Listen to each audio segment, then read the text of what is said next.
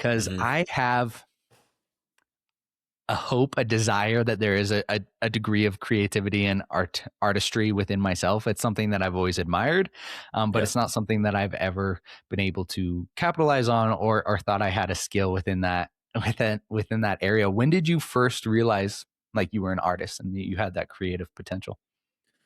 It was probably pretty young, to be honest. Like it was at like those 2 or 3 a.m. nights when you're literally in like fifth grade, like and like you got the lights like blaring. You're supposed to be sleeping, but you just couldn't stop creating, like sketching and stuff. It's like no technology, just straight up like it's one of those nights. And I would remember thinking like I'm gonna have one of these nights again. You know what I mean? I'm Mm-hmm. like, I don't know when it's gonna happen, but it was like every like 3, 4 months or something, you just have like one of those nights where you just couldn't stop like frivolously creating something or drawing.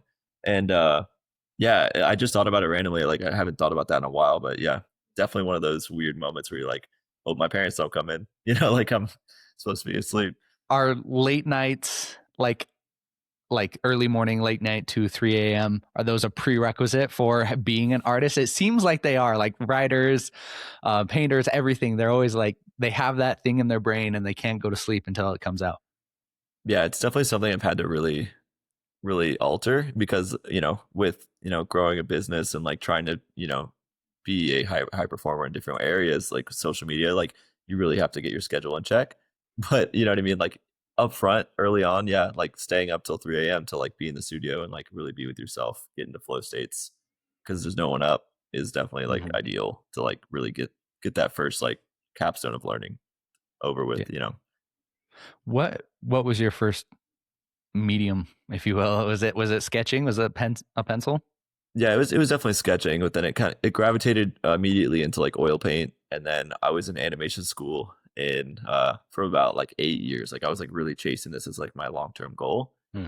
and it's interesting because a lot of my story does revolve around the fact that like my grandma told me that I needed to go for something with art. She's long past now, but she was like, you have to do something. Like she like set me aside for this, and I'm like 17. I'm like Hmm. haven't graduated high school yet, but I'm like, dang, she's like, I see her as like, she knows everything. Hmm. And like, for some reason, she really was adamant about it. And she wasn't adamant about a lot with like people.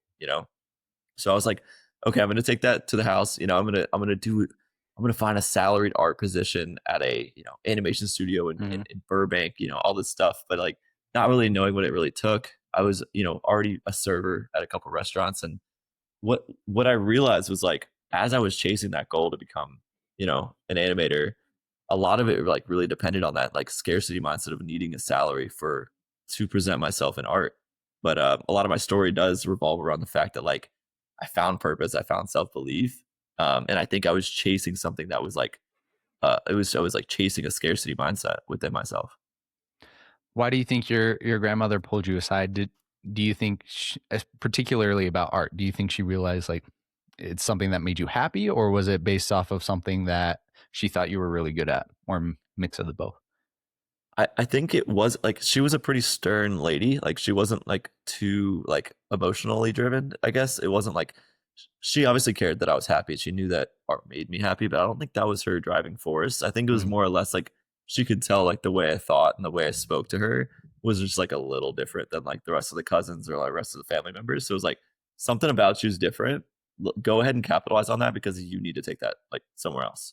Is what I think happened. And why do you think you took it to like more of a digital format animation? Is that just because that's where money is in art, or Yeah. did you enjoy it more? Yeah.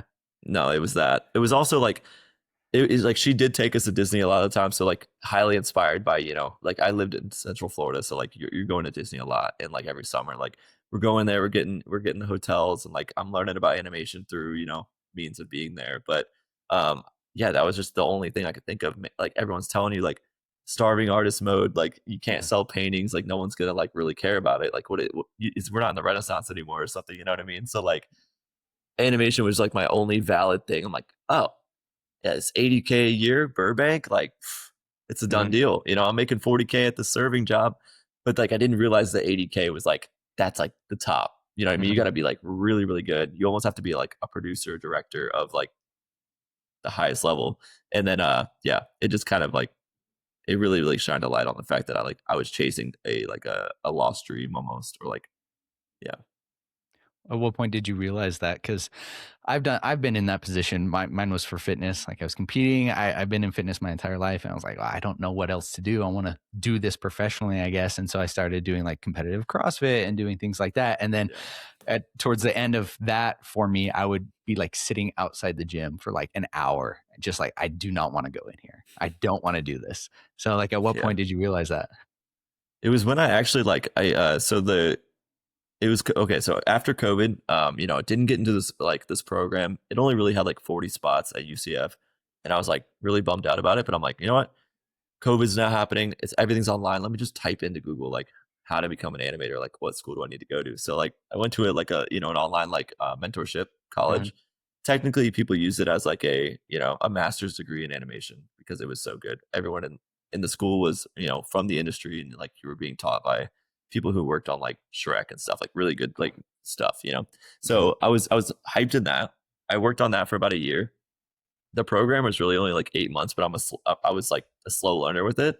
So I was like, all right, I'm gonna go to their like conference. There's like an animation like conference that happens like once a year, but they also use that as a time to like present like graduates. But I wasn't a graduate. I was like, I have another like 6 months or so to become like to graduate the school, but I'm just gonna go. I need to like see. So I've never met an animator in person, so I was like, I need to go see it for myself and really really get a grasp of the industry because I just you never talk to anybody that does it.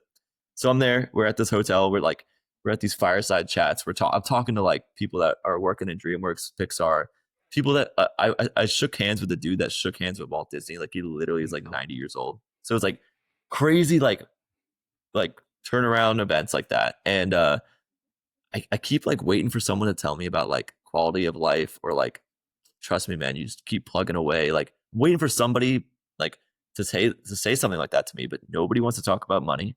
Nobody wants Mhm. to talk about um like lifestyle upgrade when you get a certain job. It's just like you're hustling for this job that's like a junior animator. You're making like 35K a year in California. And it's like you're running from job to job. That's like if you're really lucky to get that Yeah. job.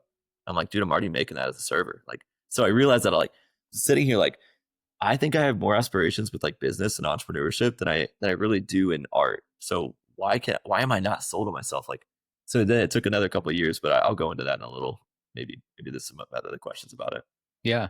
Uh, uh, when you, because I've never even thought about animation kind of until, um, but you watch these shows like you brought up Shrek. Let's take that for instance. What would be the process that an animator would go through? Do they draw like a still and then slightly move it like and it's just thousands of the same drawing just slightly moving, or what would be the process of an animator, and why did you not enjoy it? Well, the thing is, I love animation as a medium.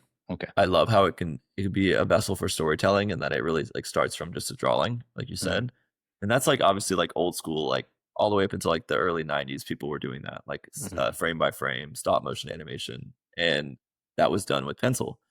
It wasn't until like Toy Story 1 came out is when they first had like the CGI like Mhm. boom, and that's where like they were starting to use 3D modeling, and that's what I was learning. I was like, learning 3D character animation. So like not environmental, not like CGI, like Transformer stuff. It was like actually like character to character, like moving them as a puppet. So you have this figure that someone another job is a modeler. Like this is a rabbit hole. So I'm not gonna go too deep, but like you got modelers which make the figure in 3D space. Then you have a rigger that takes the joints on that character and makes them active. Those are all like salaried positions. Rigger, modeler, then you have an animator. An animator is kind of like your actor. You're technically acting within that character.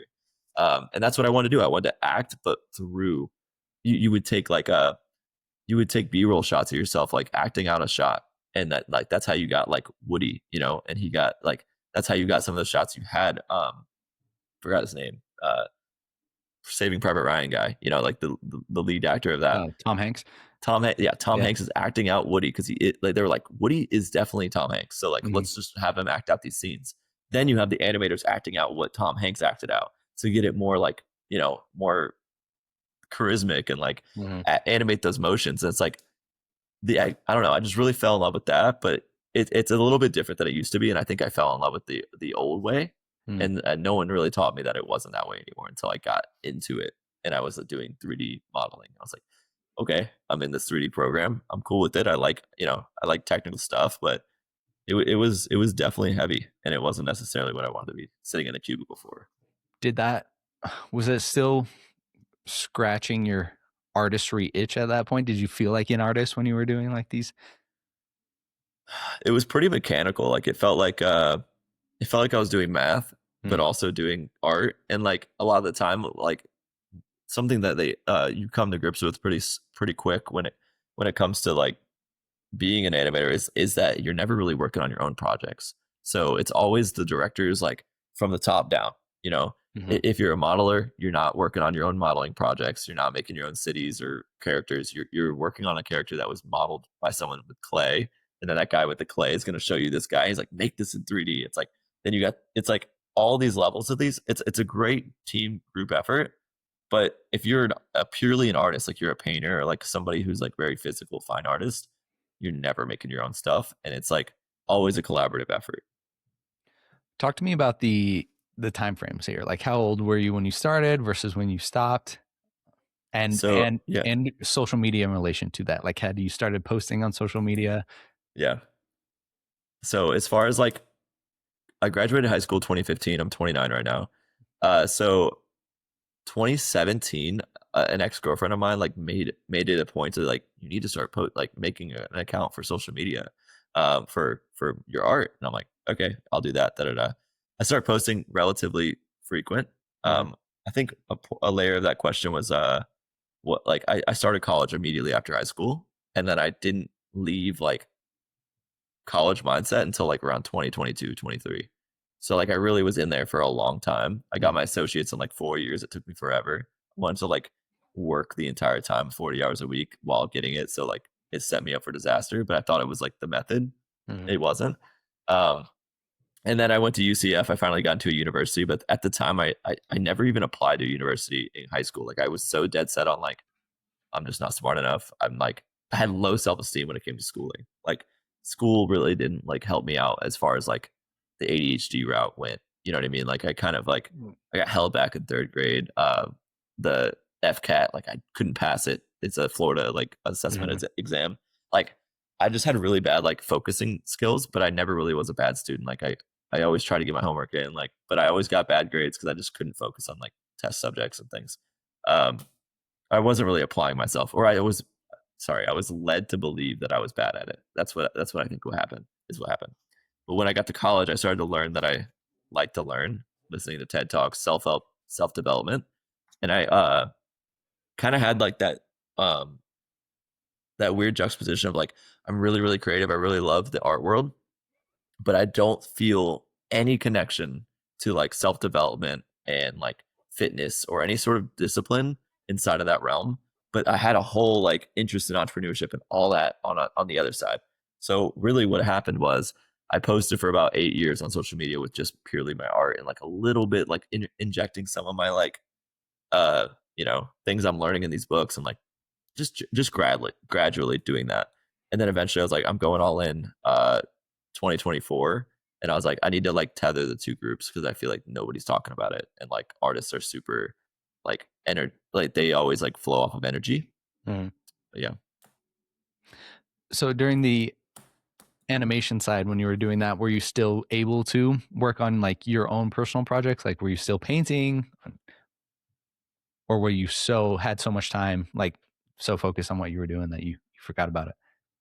I think it was mostly animation because like at the time it felt like I was painting. Like I wasn't feeling like I was too distant from creation. I Mhm, realized that like whether it was me building a video or me animating a character or me like painting, it all kind of felt the same. So that's why like content creation came pretty easy. And I mhm. realized that like I don't have to paint every single day.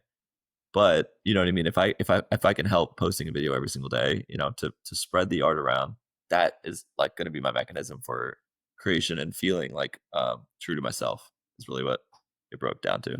I started listening to podcasts back in early 2016. And since then, I've listened to a lot of episodes and I've covered a lot of ground. And I always get asked, hey, what's your favorite show? What's your favorite episode? So I made a list. I made a list of the 10 most impactful episodes I've listened to over the 9+ years, and it's completely for free. You can find that in the description of this episode or on my Instagram in my bio. And I hope you find those episodes as enjoyable and impactful as I did, because they are in part a huge reason why you guys are listening to me right now. Thank you very much. Now back to the show. At what point did you realize you were leaning more towards the entrepreneurial side, like you wanted to start your own thing?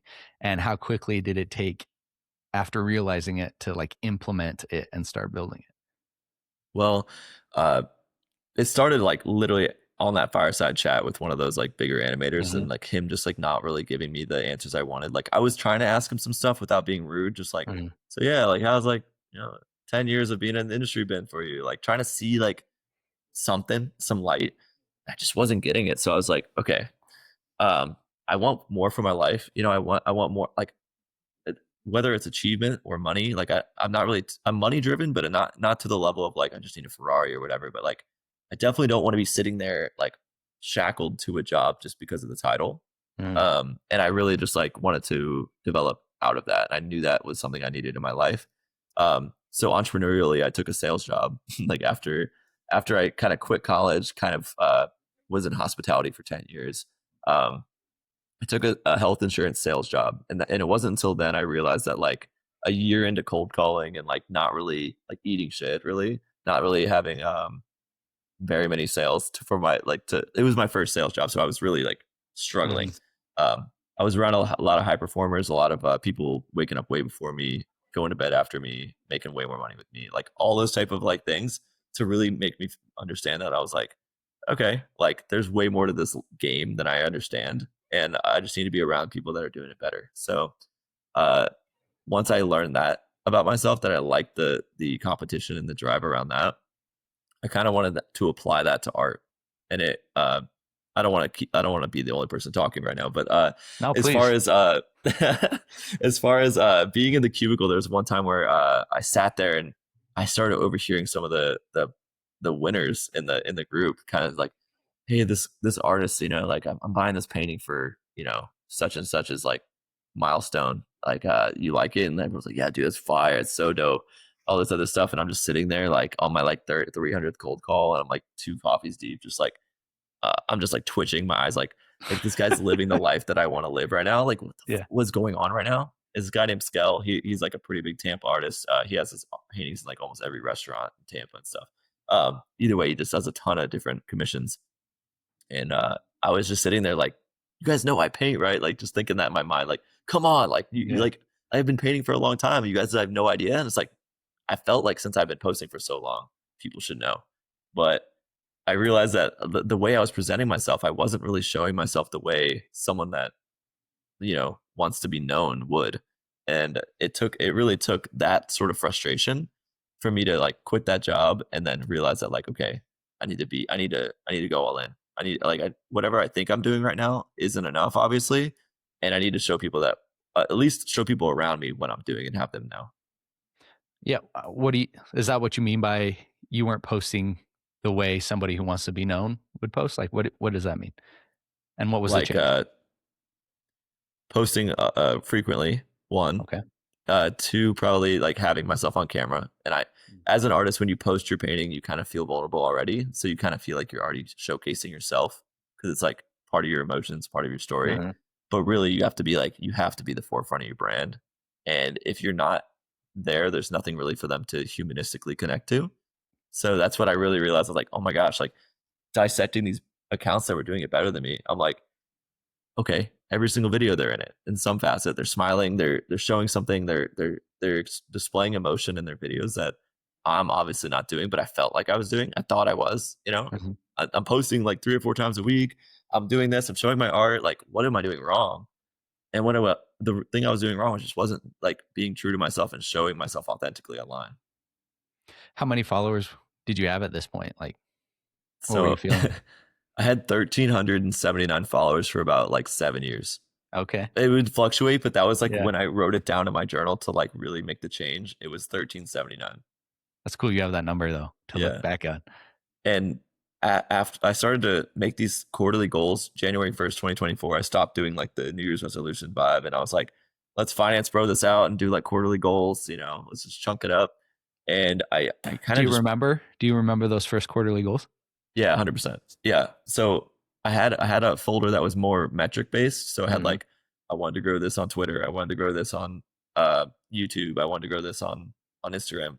And for we'll just talk about Instagram because that's the one I remember the most. But it was like 1379 to 2K. What is it going to take for me to get that 600 followers? okay. What's it going to take for me to break that boundary? I've never had 2,000 followers. So what is it going to take?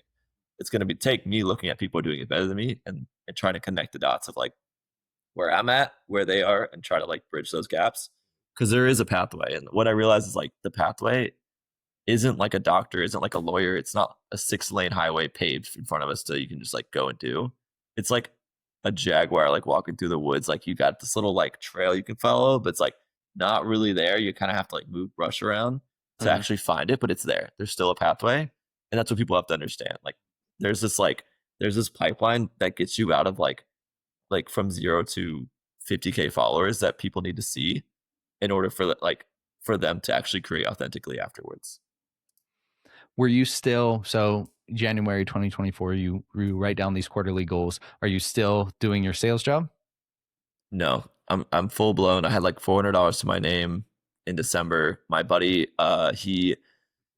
he commissions me for a painting for his girlfriend, and I'm like, I just got another serving job, so I'm like, okay, cool. I have rent probably figured out if the sales job or if this serving job goes well, but I have this Mm, $400, um, which completely saved me.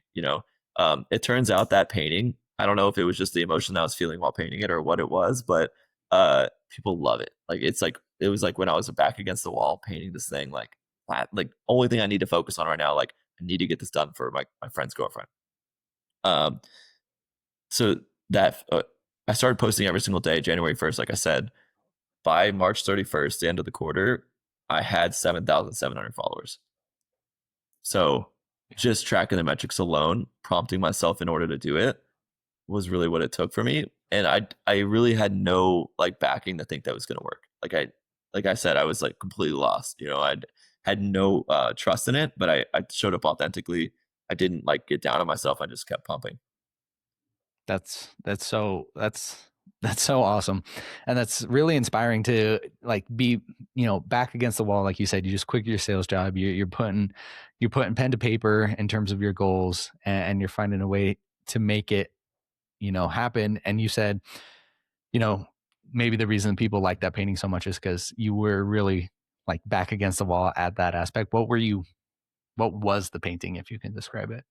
It's actually her family's from Lebanon, and it was the time when there was like a bunch of war going on there, like Mm, about 2 years ago, and it was a picture that she took while she was there, like visiting her family, and obviously it resonated true with that. But I didn't really even go into detail too much on the reason why we painted it, but like just the people were so drawn to the painting physically, like just looking at it, that like it just said something to people. I don't know what it was. Like every time I post it, still up to this day, it gets like some of the most engagement out of any other painting, which is so I'm going crazy. to, well, after this, I need to get a link to a specific Instagram post, and then I'll put that in the show notes here so people can go see it Totally. because Yeah. I want to see it as well. I mean, that brings me kind of back to painting in general. Like you said, it draws them in physically. When you are, what is your goal as an artist, both as the profession, but also like when you're creating those individual pieces?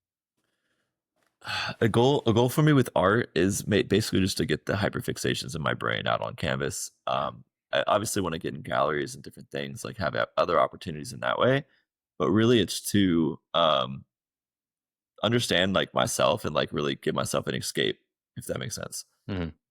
Because yeah, I've kind of taken my brand a different way from art, like ever since. So like after about 8 months or so into the creation journey of just purely my journey, like hero to zero to hero kind of journey, I fluctuated into like, okay, I have a pretty good act for marketing. It seems I like I Mhm. have a good idea of like how to help other artists.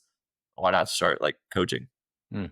So I started a mentorship for other artists at first to like really start helping those folks, and then it kind of has developed into anybody who wants to present themselves online and share their passions.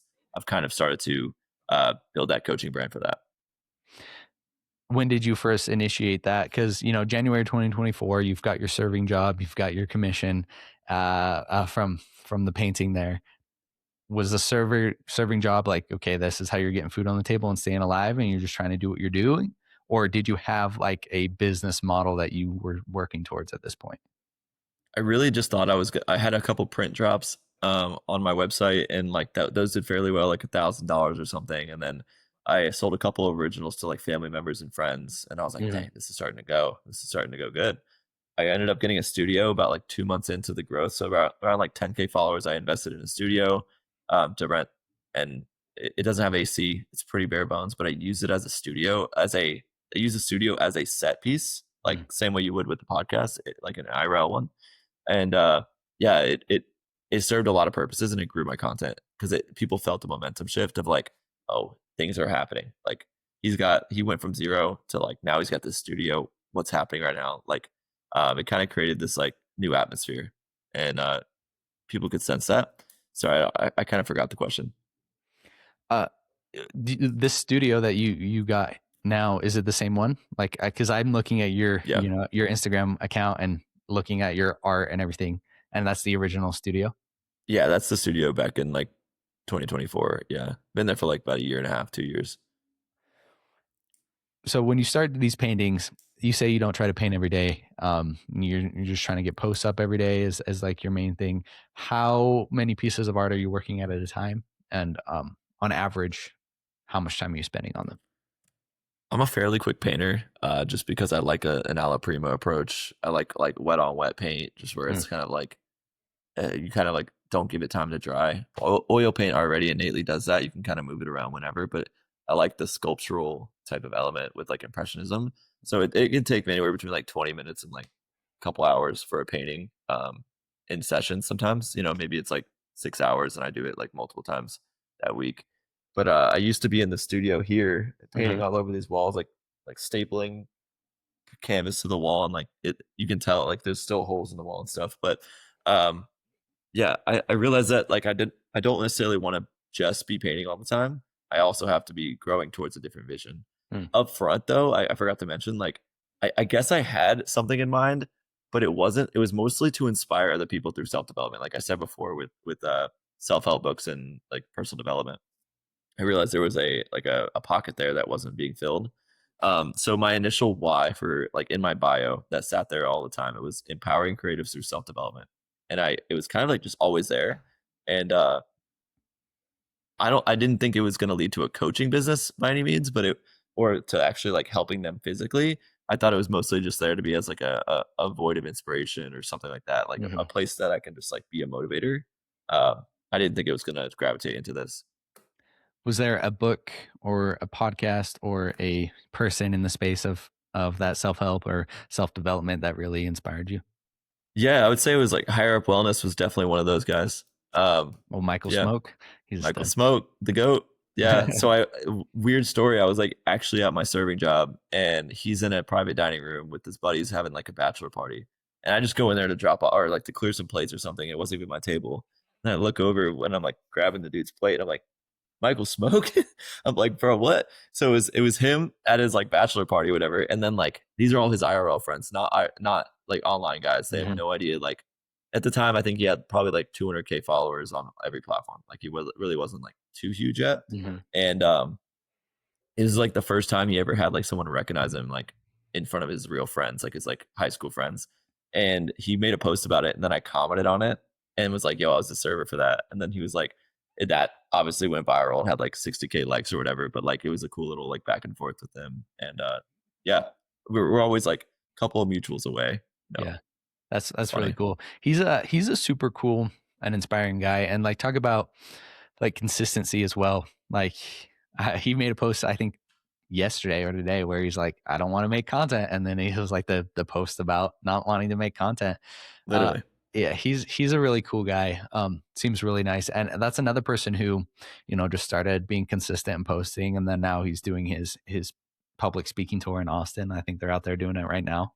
That's Yeah. really cool. Yeah, it's Um, super inspiring.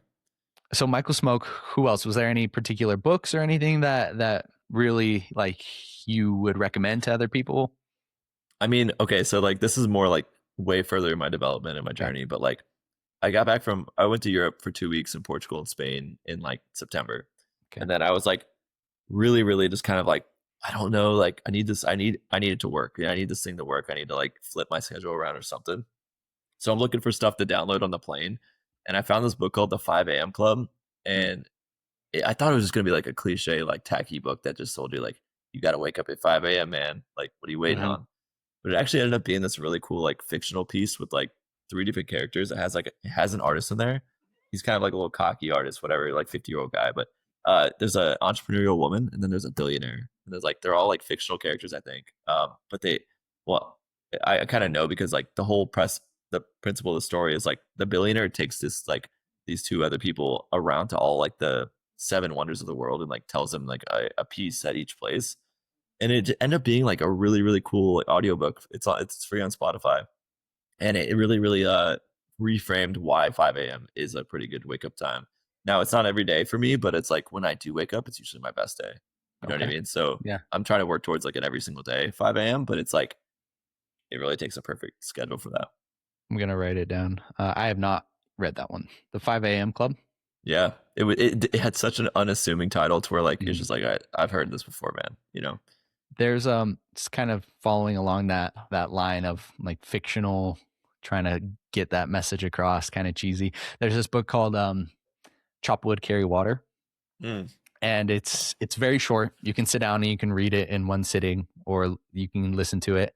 Um, and it follows like the idea of this kid who's always wanted to be like a Japanese samurai. hmm. And so like he graduates high school and he goes to Japan and he starts training to become like a Japanese samurai archer. And it's a Yeah, very, it's not authentic to the Japanese or whatever it is, and it's sure. set in Yeah. modern day times, but it's really, really good in terms of just like focusing on chopping wood, carrying water. And what that means is like the basics of it. It's like the whole premise of the idea is like he gets there and lost so much of his time every day is because like they have a lot of modern amenities, but they don't have running water and they don't have heat. And so like they Hmm. spend so much of their time chopping wood and carrying water. And it just talks about focusing on the basics and stuff like Yeah. that. And it's a really good book. And it's something that I always recommend. And I actually hand out copies to people. It's a good book. Really? That's Yeah. super cool. Nice. Uh, yeah. So I'd recommend that as just a, sit down, read it in a day or two. Totally. It's Love fun. reading. I love it. I Dude, think obviously what is Atomic Habits obviously is one of the biggest ones for me that like really like started reframing my mind on different things. I was like, whoa, like yeah. Well, what I love about Atomic Habits is it's literally so actionable. yeah, It's like you can sit down and you can be like, okay, I have a habit I want to form, or I have a habit I want to break. And then it's like, it's so actionable. It's like, okay, if I want to break a habit, let me make it a little bit more difficult to do that thing, like by yeah, deleting the app or doing whatever. If I want to start a habit, let me make it as easy as possible, like just putting on my running shoes or like going out the door or whatever it is. And yeah. that book is, I also is agree. It's in my top five for sure. There's one message they say in the book that I think like sings louder than any other one, but it kind of goes on. I don't hear it as much people talking about it. It's the ice cube one. Do you remember that? I don't. Okay, so Tell they me. said like if you had an ice cube just sitting on like a plate or whatever, and it was like 28 degrees. Like think about this Mm, as like your day to day, like you're working at the gym. You're trying to lose weight, or you're posting on social media. You're posting every single day, and like 29 degrees is the same. 30 degrees is the same. 31 degrees is the same. But like second it hits that 32 degrees is when it starts to melt. So like it really does take like sometimes you won't see the development, but it's happening. It's just mm. happening in the background. And then out of nowhere it just happens all at once. You know what I mean? It just like slaps, and then you have water, on a plate. So it's just like, whoa. I don't know. Like that reframe was like, Yeah. okay, sometimes you're not seeing the progress, but it's actually happening. What is You're that? building these soft skills. Yeah. What is that quote? It's like every overnight success only took 10 years or something like Yeah, that. Yeah. literally, yeah. You're just 100%. working in the background and then finally you make the difference for the changes to start going. Yeah. In your coaching and mentorship, what are some principles I saw? Now, I think I might correct me here. Is it 5-4-5? Five Yeah. four five rule? What is that? Talk to me about that. So it's something I learned from my mentor. my mentor right now, like I have a couple mentors, but like the one I learned that from was John Mark Stevenson. I don't know if you know who that is. I Um, don't. he's from Miami East. He's a relatively young guy, but he's a G for sure. He's got a lot of info. But 5 for 5 for them, and what they taught me was, it's 5 actionables, 4 morning rituals, and 5 goals. So like, but they're reframed from your main. Like say you have a main set of 5 goals, but the 5 inside the 5 for 5 are like in the I will framework. So like you're Mm. kind of like reinstating that, like I will do this goal. I will find a way for this to happen. Like And are those like daily goals? Like, cause you yeah. do it every night for the day before, correct? Or when do you do So it? the goals that are in the 5 for 5 are like your overarching goals, like big ones. So Okay. that you like. So for me, it would be like I will alter my communication to take out filler words and become a better speaker. Mhm. Or I will be more disciplined in my finances and not spend as much money. I will provide the best coaching so that I can get 100 testimonials or stuff Mhm. like that. So you're reinstating the larger goals, but you're putting them into like your actionable, like kind of like I will do this today. Like this is how I'm going to, you know. So it was five actionables for. So the 5 actionables could be simple as like I'm posting a reel today, I'm posting a Yep. carousel, I got to do my laundry, I have to do dishes, like those kind of things. Mhm. Or it could be like something way more like developed, like I've got to make my modules for my course today, or like whatever Mhm. it is. And The what was four the four? rituals are Four the rituals. four is like really simple. Like for me, it's like hydrate, it's read. So I've usually been writing like Bible quotes down in the morning, so reading the Mhm. Bible a little bit. Uh, Cardio, and then 50 push-ups. So it's something you can get done in the first like 20, 30 minutes in the day.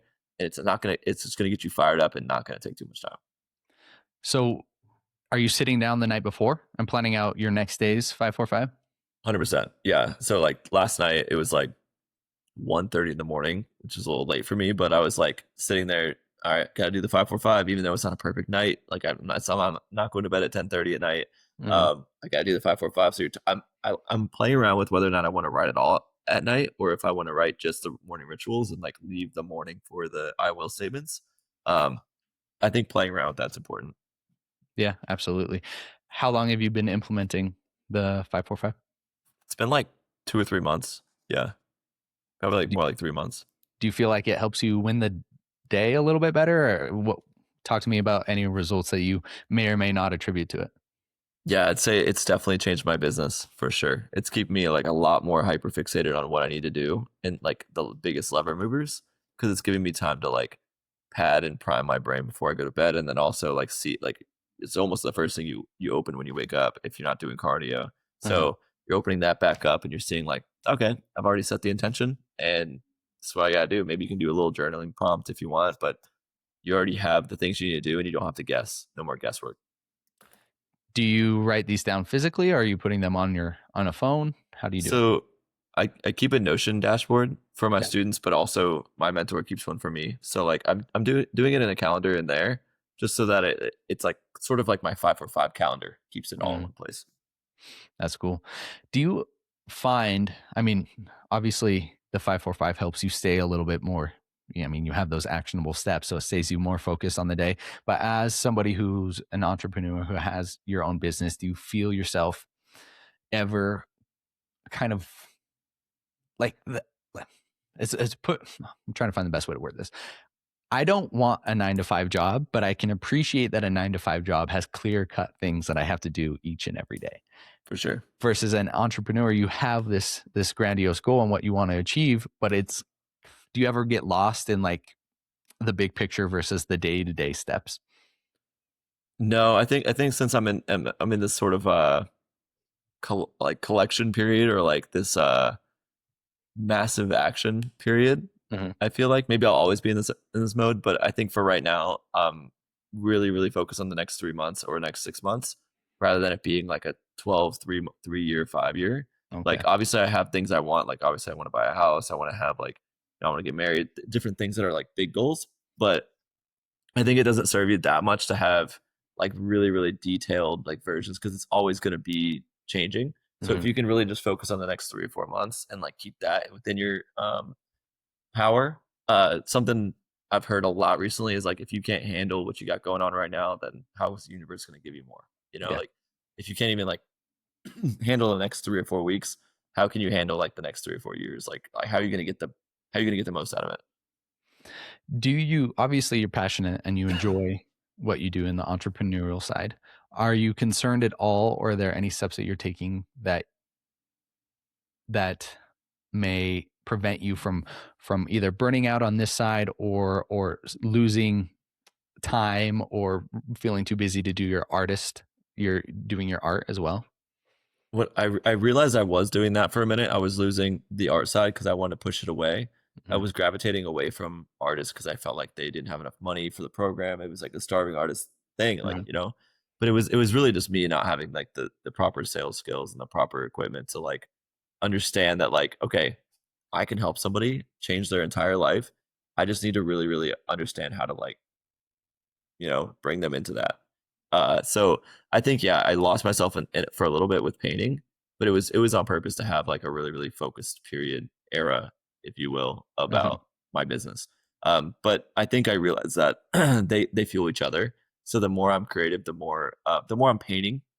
Like just same way as I feel, the more you're working out, the more creative you are in different aspects. Yeah. So the same way as if I'm painting and I'm showing my paintings on social media, I'm kind of bringing in new audiences and I'm keeping that engine alive rather than me just completely always like, you got to remember to post your videos. If we're talking like Michael Smoke, like he uses running for his creative outlet, his like, his athletics and, high rocks and all these different things as his like an engine brings a lot of new people and people that want to get fit, people who are high performers into his measure. And then he talks about content, then he talks about being consistent. And it's not simple, whatever. But same way as me, like I need to keep painting in order for me to bring in new audiences and keep having that engine going while like spreading the truth about, how it could change your whole life. Yeah, absolutely. To express a degree of vulnerability here in my inability to have any kind of sense of fashion or eye or design. It's something that I wish I did have, because I'm like, a lot of my YouTube my Instagram algorithm is like art, or is design, or is creating things like that. But it's something that I feel like I lack. Like, if I was to decorate my home and like I was to start looking for art, I often feel a degree of like imposter syndrome. Like, I feel like I don't know what looks good, and if it looks good to me, or if I buy it, it doesn't feel authentic or genuine because I don't know what I'm talking about. Yeah. Talk to me about that. Is that like a valid feeling? How do I go about erasing that feeling? What do we got I would going on? say I would say you just need to spend more time looking at art and like Okay. appreciating things. So like maybe understanding like why you don't like a certain thing. So like if it is like, a Rothko or something, I don't know if you're familiar, but Rothko is essentially just paints like a big red canvas in different hues, kind of, and it, like Hmm. doesn't like for me, it's just like it looks good. It's obviously contemporary art, but some people are blown away by it and it makes them feel a certain emotion because of the color. And his like application process and just who he is in his name. So it's like same way as looking at a Louis Vuitton purse versus a Coach or whatever. Um, and I think just spending more time like looking at it, you don't have to be too into it, but growing that like the sense of like allure with your eye, and like training your eye to see things for what it is. Like maybe you really do love Western art only. It's like Western art is your thing. It's like, all right, let's just find some cool Western artists to support, or you can, go buy a really nice painting at a gallery that's Western Yeah. or whatever it is. Where do you put and list your paintings? Because I don't. I know. Yeah, yeah. I was gonna say, what do you do with them? Yeah. I keep them. You keep them. Yeah, I keep them. I keep them in the studio. If a family member or friend, local friend wants to buy them, then I'm down for that right now. But I think with the bit like the coaching business, it is a task to ship and figure out the whole logistics behind it. And I think it adds this level of like complexity with like you can't even access his art. It's like it kind of adds a Yeah. fun layer. When I was doing my research for this, that's me. I was like, okay, where does this guy list his art? And so I was just like scrolling through, and like, because I found all these amazing pieces, and I was just trying to find a little bit more about them, or stills of them. And you're exactly right. I couldn't find them, and and it definitely piqued me. I was like, what is going on here?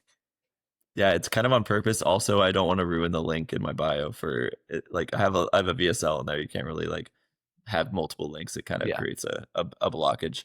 But yeah, I think it creates a little level of mysteriousness. And also, I was just talking about it with a student before this podcast, but he or she was telling me like, sorry, I'm just gonna tell you what I don't even know what the conversation was exactly, but I was telling her that the paintings were kind of like characters in your process. So like almost like as if it's a sitcom. You know, like Mhm. every time I reshow a painting, people are like, "Oh, I remember when you did that," you know, or maybe it's a sequence of clips and it's you know, inspirational, but like you see a painting from like 9 months ago when you were really following me.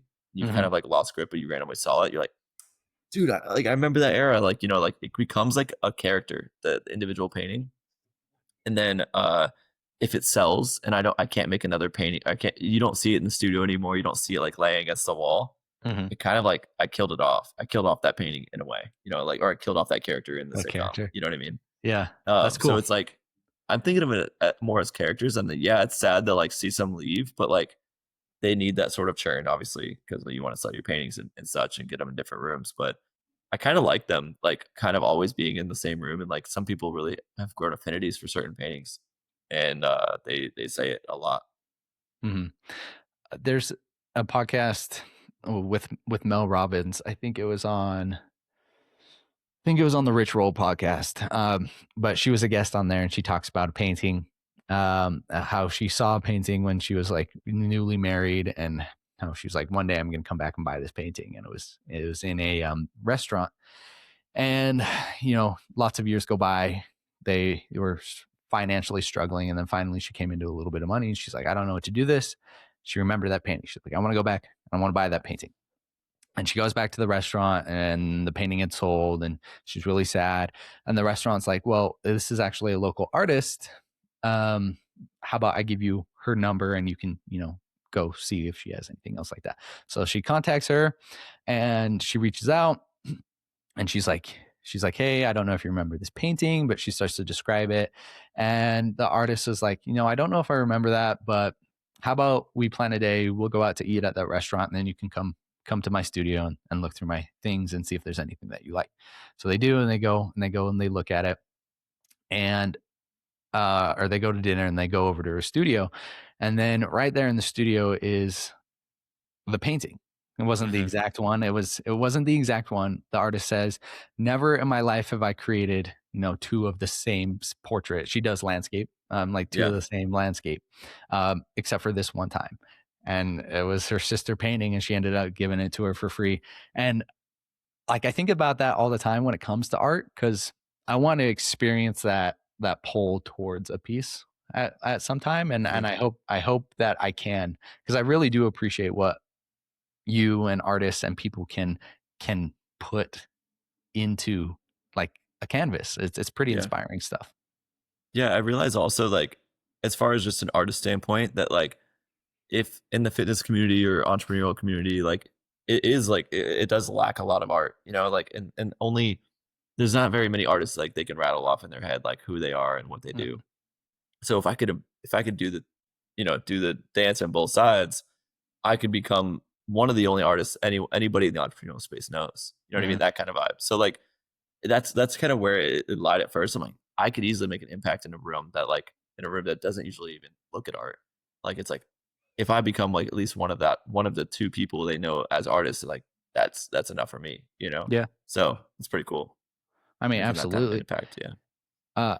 For me though, just play people's advocate here for people who can look at your art and like it. Like, I understand not having them up at for the reasons that we discussed, but also for the reasons like I've looked through your pieces and I was like, that's a really cool piece. I want to put that into my office so I can like have it above my podcast so I can look at it.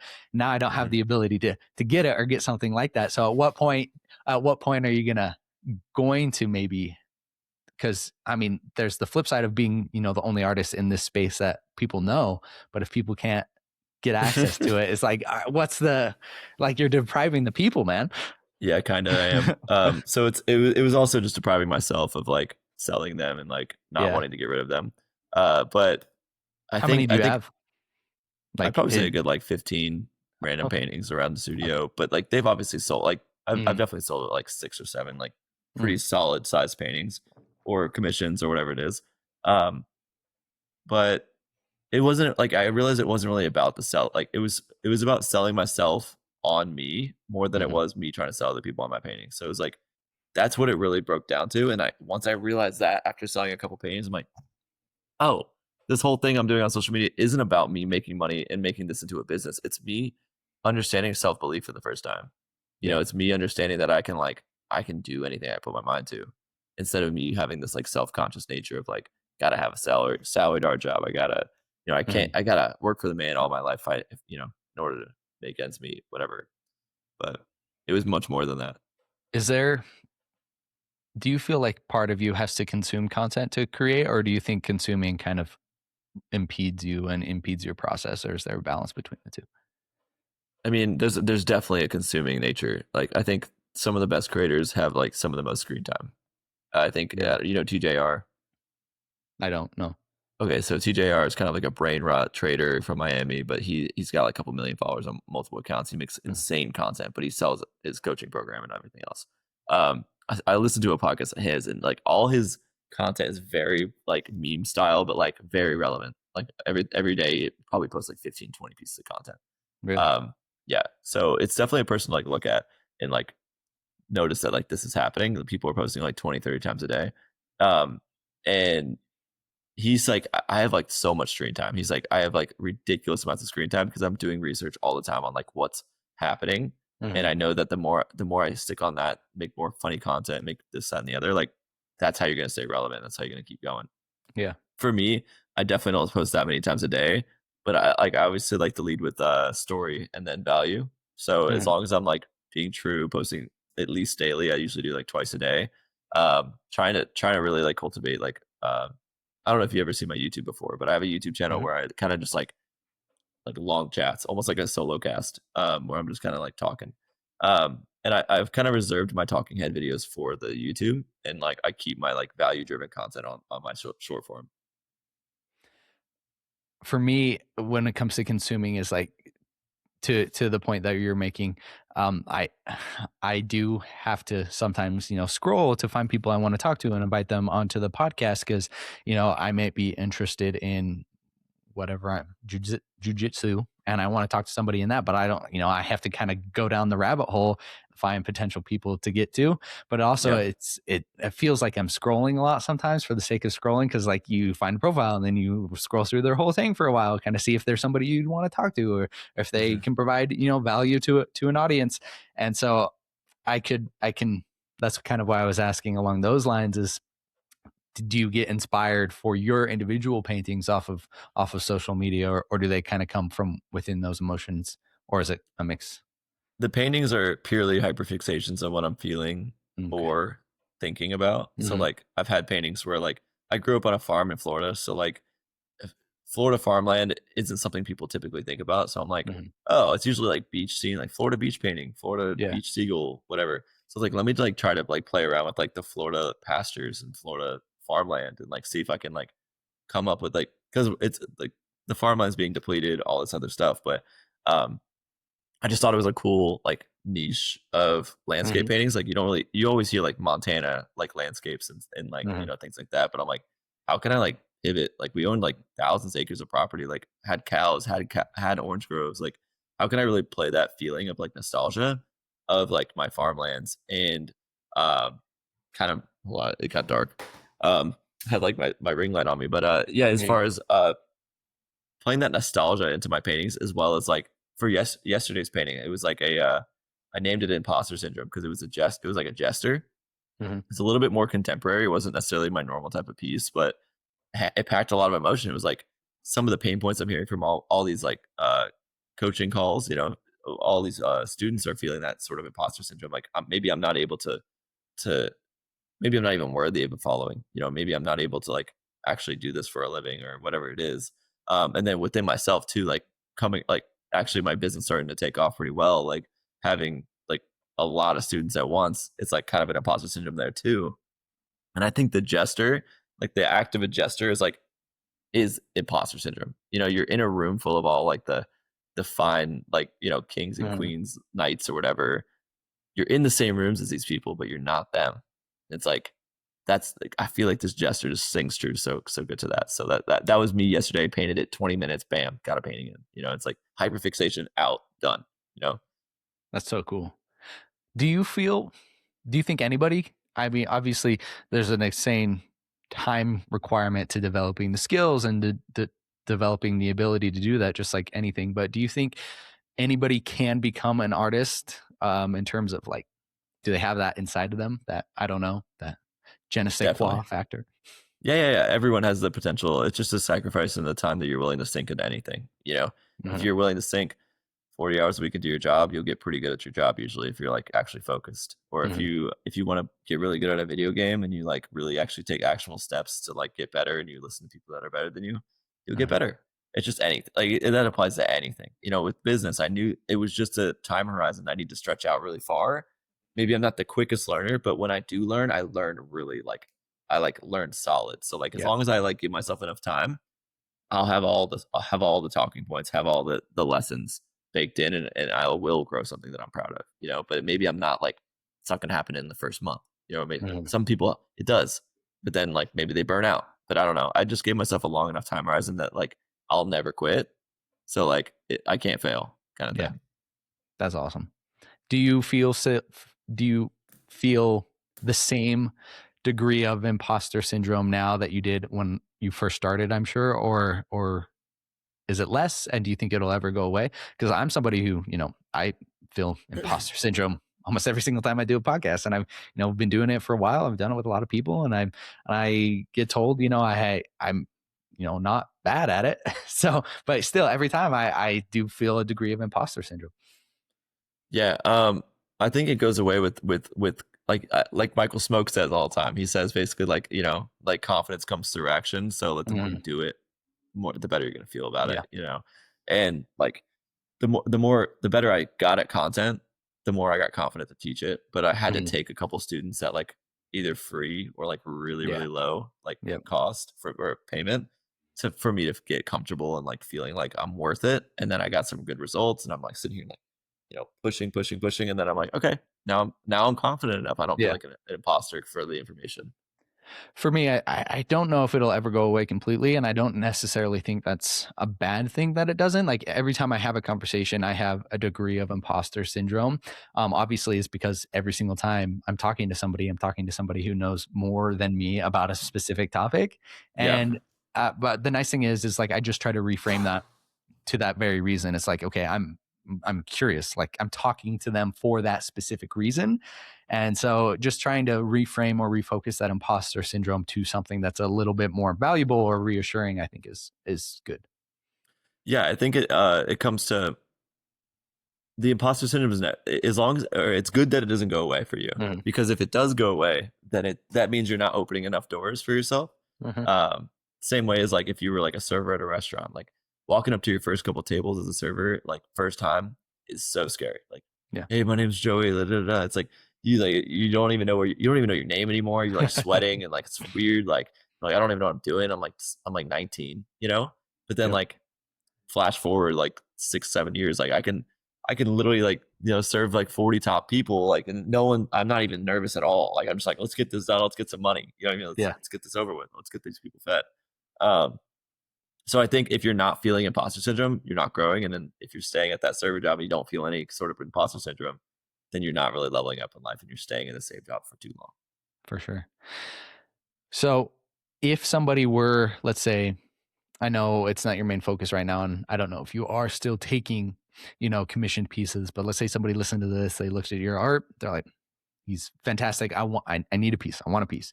How, like, what goes through your process for pricing that out and timelines? Say the piece is like 4 feet by 5 feet, a big one. Yeah. What are we So talking?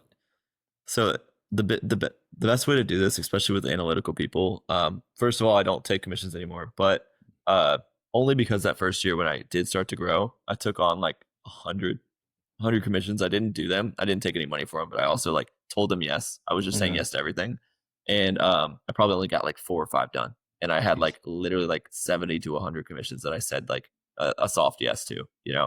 I'm just sitting here like freaking stressed, trying to post every day, Mm-hmm. like trying to get these paintings done, work at the restaurant, do all these different things. And I realized that like commissions are my thing. I don't want another boss. I just want to pay for me. I don't when I do coach a student, I don't feel like they're my boss. I feel like, I'm still the authority, but I can still help them in the right direction.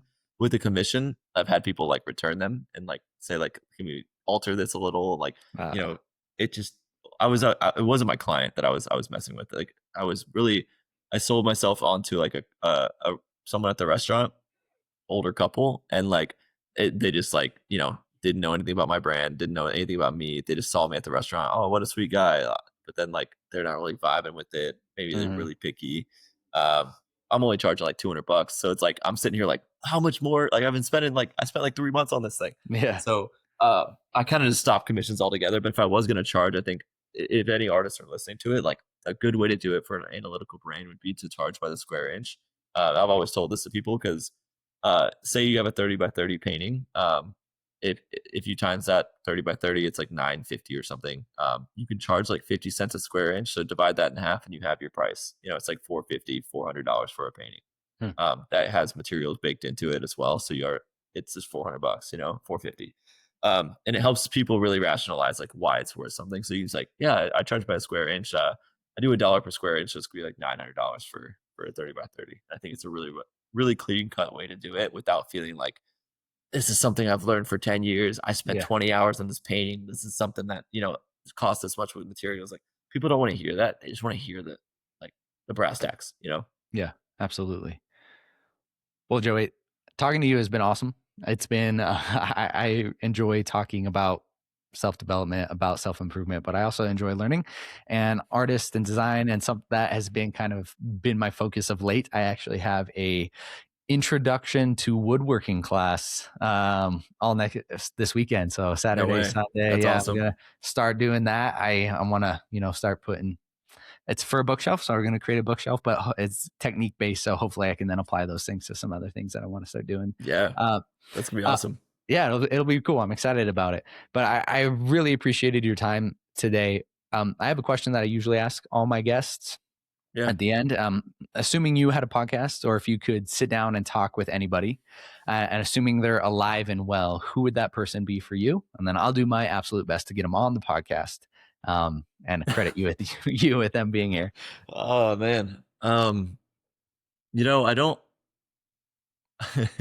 I mean, it would probably be someone who's dead, to be honest, Yeah. just Okay. because like a lot of like any sort of like artists, that Yeah. did it. But I'm not like a stand for Walt Disney or anything, but I mean, obviously it'd be sick, really, really cool to talk to him and like pick his brain to see Hmm. what he was really thinking, how his like grandiose idea came to life, like Hmm. early on.